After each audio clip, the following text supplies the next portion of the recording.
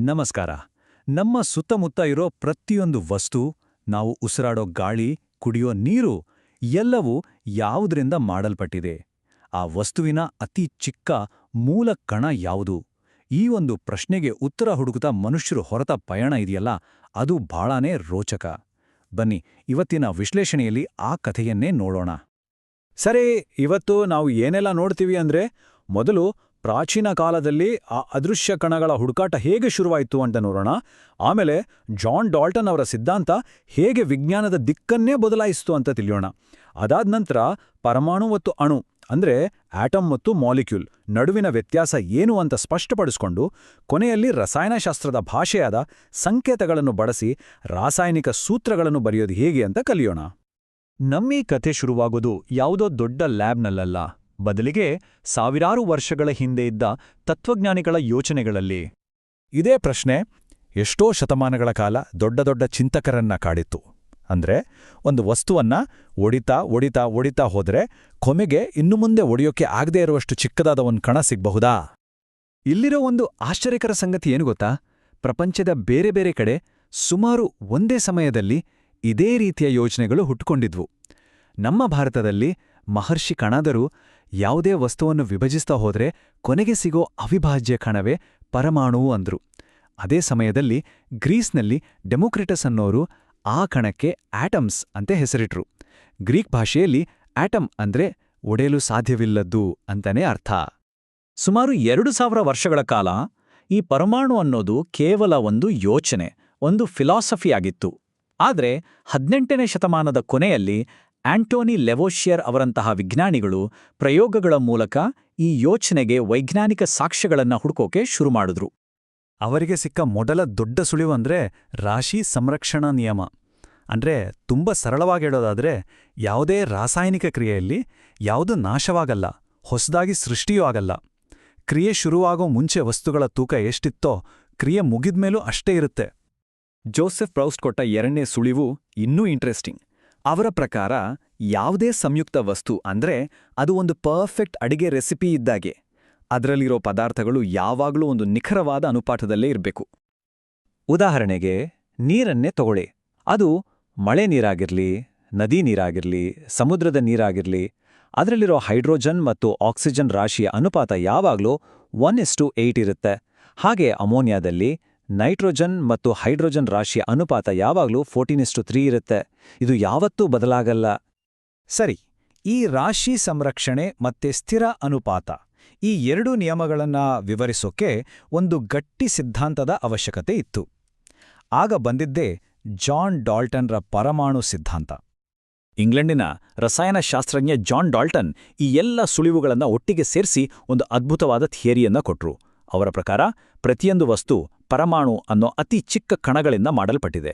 ಈ ಪರಮಾಣುಗಳನ್ನು ನಾಶ ಮಾಡೋಕ್ಕಾಗಲ್ಲ, ಹೊಸದಾಗಿ ಸೃಷ್ಟಿ ಮಾಡೋಕ್ಕೂ ಆಗಲ್ಲ.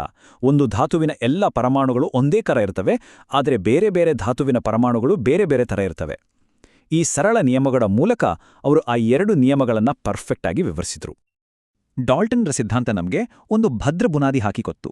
ಈಗ ಅದರ ಮೇಲೆ ನಿಂತು ನಾವು ಪರಮಾಣು ಅಂದ್ರೆ ಏನು, ಅಣು ಅಂದ್ರೆ ಏನು ಅಂತ ನಿಖರವಾಗಿ ಅರ್ಥ ಮಾಡ್ಕೊಳ್ಳೋಣ. ಇಲ್ಲಿ ಒಂದು ಮುಖ್ಯವಾದ ವ್ಯತ್ಯಾಸವನ್ನ ಗಮನಿಸಬೇಕು. ಪರಮಾಣು ಅನ್ನೋದು ಒಂದು ಧಾತುವಿನ ಅತಿ ಚಿಕ್ಕ ಭಾಗ, ಆದ್ರೆ ಸಾಮಾನ್ಯವಾಗಿ ಅದು ಒಂಟಿಯಾಗಿರೋಕೆ ಇಷ್ಟಪಡಲ್ಲ, ಅದು ಸ್ಟೇಬಲ್ ಆಗಿರಲ್ಲ. ಆದ್ರೆ 2 ಅಥವಾ ಅದಕ್ಕಿಂತ ಹೆಚ್ಚು ಪರಮಾಣುಗಳು ಸೇರಿ ಅಣು ಅಥವಾ ಮಾಲಿಕ್ಯೂಲ್ ಆದಾಗ ಅದು ಸ್ವತಂತ್ರವಾಗಿ ಇರಬಲ್ಲದು. ಆ ವಸ್ತುವಿನ ಎಲ್ಲಾ ಗುಣಗಳನ್ನು ಆ ಒಂದು ಅಣು ಹೊಂದಿರುತ್ತೆ. ಅಣುಗಳನ್ನು ನಾವು ಅವುಗಳ ಪರಮಾಣುಯತೆ ಅಂದ್ರೆ ಅಟಾಮಿಸಿಟಿ ಮೇಲೆ ವರ್ಗೀಕರಿಸಬಹುದು.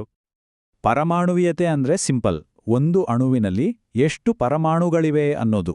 ನೋಡಿ, ಆರ್ಗಾನ್ ಅಂತಹ ಗ್ಯಾಸ್ಗಳು ಏಕಪರಮಾಣುವಿಯ, ಅಂದ್ರೆ ಅದರ ಒಂದೊಂದು ಆಟಮ್ ಕೂಡ ಒಂಟಿಯಾಗೇ ಇರಬಲ್ಲದು. ಆಕ್ಸಿಜನ್ ದ್ವಿಪರಮಾಣುವಿಯ, ಅಂದ್ರೆ ಅದು ಯಾವಾಗಲೂ O2 ಆಗಿ ಜೋಡಿಯಾಗೇ ಇರುತ್ತೆ. ಫಾಸ್ಫರಸ್ 4 ಪರಮಾಣುಗಳ ಗುಂಪು, ಸಲ್ಫರ್ 8 ಪರಮಾಣುಗಳ ದೊಡ್ಡ ಗುಂಪು. ಸರಿ, ಈ ಬೇರೆ ಬೇರೆ ಪರಮಾಣುಗಳನ್ನು ಗುರುತಿಸೋದು ಹೇಗೆ, ಅವುಗಳ ಬಗ್ಗೆ ಮಾತಾಡೋದು ಹೇಗೆ? ಅದಕ್ಕಾಗೇ ರಸಾಯನಶಾಸ್ತ್ರಕ್ಕೆ ಒಂದು ಹೊಸ ಭಾಷೆಯೇ ಬೇಕಾಯಿತು. ಮೊದಲೆಲ್ಲ ಡಾಲ್ಟನ್ ಪ್ರತಿಯೊಂದು ಧಾತುವಿಗೂ ಒಂದೊಂದು ಚಿತ್ರನೇ ಬರೀತಿದ್ರು. ಆದ್ರೆ ಅದು ಕಷ್ಟ ಅಂತ ಬರ್ಝಿಲಿಯಸ್ ಅನ್ನೋರು ಒಂದು ಸಿಂಪಲ್ ಐಡಿಯಾ ಕೊಟ್ರು. ಧಾತುವಿನ ಹೆಸರಿನ ಮೊದಲನೇ ಅಕ್ಷರ ಅಥವಾ ಮೊದಲ 2 ಅಕ್ಷರಗಳನ್ನೇ ಅದರ ಸಂಕೇತವಾಗಿ ಬಳಸೋಣ ಅಂದ್ರು. ನಾವಿವತ್ತು ಬಳಸೋ ಈ ಸಿಸ್ಟಮ್ ಅನ್ನ IUPAC ಅನ್ನೋ ಅಂತಾರಾಷ್ಟ್ರೀಯ ಸಂಸ್ಥೆ ಅಧಿಕೃತಗೊಳಿಸಿದೆ. ಕೆಲವು ಸಂಕೇತಗಳು ಯಾಕೆ ಅದರ ಇಂಗ್ಲಿಷ್ ಹೆಸರಿಗೆ ಮ್ಯಾಚ್ ಆಗಲ್ಲ ಅಂತ ಯೋಚನೆ ಮಾಡಿದ್ದೀರಾ? ಯಾಕಂದ್ರೆ ಅವುಗಳನ್ನ ಲ್ಯಾಟಿನ್ ಅಥವಾ ಗ್ರೀಕ್ ಹೆಸರುಗಳಿಂದ ತಗೊಂಡಿದ್ದಾರೆ. ಉದಾಹರಣೆಗೆ ಕಬ್ಬಿಣವನ್ನ ಐರನ್ ಅಂತೀವಿ, ಆದರೆ ಅದರ ಸಿಂಬಲ್ Fe, ಯಾಕಂದ್ರೆ ಅದರ ಲ್ಯಾಟಿನ್ ಹೆಸರು ಫೆರ್ರಮ್. ಹಾಗೆ ಸೋಡಿಯಂಗೆ Na ಅಂತ ಬರಿತೀವಿ, ಯಾಕಂದ್ರೆ ಅದರ ಲ್ಯಾಟಿನ್ ಹೆಸರು ನೇಟ್ರಿಯಂ. ಇಷ್ಟು ಚಿಕ್ಕ ಪರಮಾಣುವನ್ನ ತೂಕ ಮಾಡೋದು ಹೇಗೆ? ಅದಕ್ಕಾಗಿ ವಿಜ್ಞಾನಿಗಳು ಒಂದು ಉಪಾಯ ಮಾಡಿದ್ರು. ಅವರು ಕಾರ್ಬನ್ 12 ಪರಮಾಣುವನ್ನ ಸ್ಟ್ಯಾಂಡರ್ಡ್ ಆಗಿಟ್ಕೊಂಡು ಉಳಿದ ಎಲ್ಲಾ ಪರಮಾಣುಗಳ ತೂಕವನ್ನ ಅದಕ್ಕೆ ಹೋಲಿಸಿ ಅಳಿಯಕ್ಕೆ ಶುರು ಮಾಡಿದ್ರು. ಈಗ ನಾವು ಕಲ್ತಿರೋ ಎಲ್ಲವನ್ನು ಬಳಸಿ ರಾಸಾಯನಿಕ ಸಂಯುಕ್ತಗಳ ಫಾರ್ಮುಲಾಗಳನ್ನು ಅಂದ್ರೆ ಅವುಗಳ ಭಾಷೆಯನ್ನು ಬರೆಯೋದು ಹೇಗೆ ಅಂತ ನೋಡೋಣ. ಒಂದು ಪರಮಾಣು ಬೇರೆ ಪರಮಾಣುಗಳ ಜೊತೆ ಎಷ್ಟು ಬಲವಾಗಿ ಸೇರಿಕೊಳ್ಳಬಲ್ಲದು ಅನ್ನೋದನ್ನೇ ವೇಲೆನ್ಸಿ ಅಂತ ಕರೀತಾರೆ. ಇದನ್ನ ಸಿಂಪಲ್ ಆಗಿ ಆ ಪರಮಾಣುವಿಗೆ ಇರೋ ಕೈಗಳು ಅಂತಾನೂ ಅನ್ಕೋಬೋದು. ಕೆಲವು ಪರಮಾಣುಗಳಿಗೆ ಒಂದೇ ಕೈ, ಇನ್ನು ಕೆಲವಕ್ಕೆ 2, 3 ಹೀಗೆ.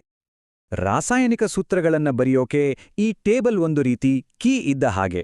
ಇದರಲ್ಲಿ ಸಾಮಾನ್ಯ ಅಯಾನುಗಳ ವೇಲೆನ್ಸಿ ಎಷ್ಟಿರುತ್ತೆ ಅಂತ ಇದೆ. ಇದನ್ನ ಬಳಸ್ಕೊಂಡು ನಾವು ಯಾವುದೇ ಸಂಯುಕ್ತದ ಫಾರ್ಮುಲಾವನ್ನ ಸುಲಭವಾಗಿ ಬರೆಯಬಹುದು. ಫಾರ್ಮುಲಾ ಬರೆಯೋಕೆ ಒಂದು ಸಿಂಪಲ್ ಟ್ರಿಕ್ ಇದೆ. ಅದನ್ನ ಕ್ರಿಸ್ ಕ್ರಾಸ್ ವಿಧಾನ ಅಂತಾರೆ. ಇಲ್ಲಿ ಮ್ಯಾಗ್ನೀಷಿಯಂ ಕ್ಲೋರೈಡ್ ಉದಾಹರಣೆ ನೋಡಿ. ಮೊದಲು ಮ್ಯಾಗ್ನೀಷಿಯಂ Mg ಮತ್ತು ಕ್ಲೋರಿನ್ Cl ಸಂಕೇತ ಬರಿತೀವಿ, ಅವುಗಳ ವ್ಯಾಲೆನ್ಸಿನೂ ಬರಿತೀವಿ. ಅಂದ್ರೆ Mgಗೆ 2+, Clಗೆ 1-. ಈಗ ಆ ವ್ಯಾಲೆನ್ಸಿ ಸಂಖ್ಯೆಗಳನ್ನ ಅದಲು ಬದಲು ಮಾಡೋದು. ಅಂದ್ರೆ Mgಯ 2ಅನ್ನ Clಗೆ ಕೊಡೋದು, Clನ 1ಅನ್ನ Mgಗೆ ಕೊಡೋದು. ಆಗ ಸಿಕ್ಕಿದ್ದೇ ಅಂತಿಮ ಸೂತ್ರ, MgCl2. ಯೋಚನೆ ಮಾಡಿ ನೋಡಿ, ಕೇವಲ 100 ತರಹದ ಪರಮಾಣುಗಳು ಮತ್ತೆ ಅವು ಸೇರ್ಕೊಳ್ಳೋಕೆ ಕೆಲವು ಸರಳ ನಿಯಮಗಳು. ಇಷ್ಟೇ ಸಾಕು ಈ ಇಡೀ ಬ್ರಹ್ಮಾಂಡ, ಅದರಲ್ಲಿರೋ ಪ್ರತಿಯೊಂದು ವಸ್ತು ಸೃಷ್ಟಿಯಾಗೋಕೆ. ಇದು ನಿಜಕ್ಕೂ ಒಂದು ಅದ್ಭುತ ಅಲ್ವಾ?